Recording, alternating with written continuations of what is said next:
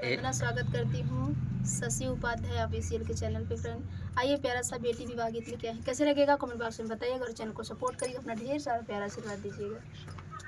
नीर चुआई बाबा नीर चुआ तू है, नीर चुआई सारी रात ऐसे बाबैया कैसे नींद लग तू है, जेही घर करीना कुंवर ऐसे बाबैया कैसे नींद लग तू है, जेही घरे करीना कुंवर।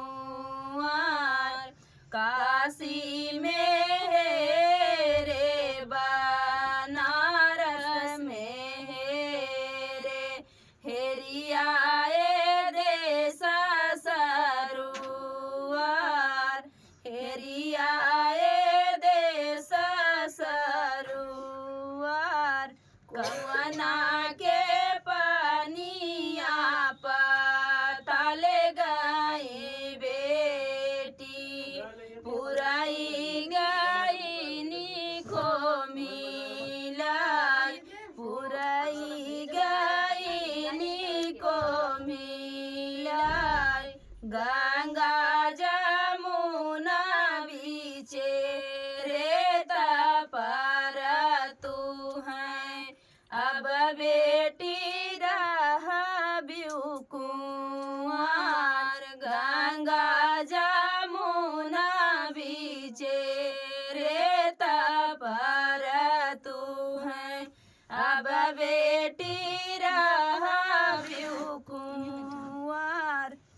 जरई बाबैया तोरा न धन सोनावा हो, मरैला है सारी गाय।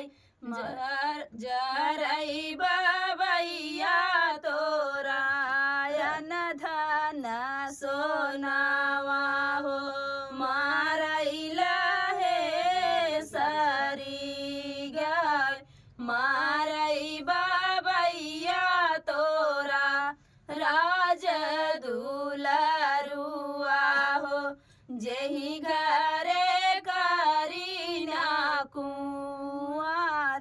पनिया कुआना के पनिया भकियाई बेटी हो, पुरई गई निहर राय।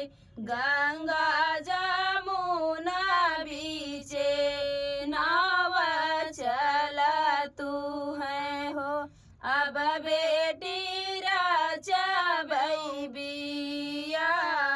बाड़ई बाबैया तोरा अनधन सोनावा हो, जियला है सारी गाय। जियई बाबैया तोरा राज दुलरुआ हो, जेही घर करीना कुंवर। जियई बाबैया तोरा राज दुलरुआ हो, अब बाबा राजिहा बिया। तो फ्रेंड था बेटी विवाह गीत, आप लोग कैसा लगा कमेंट बॉक्स में बताना। फिर मिलते किसी नए गाने साथ, तब तक के लिए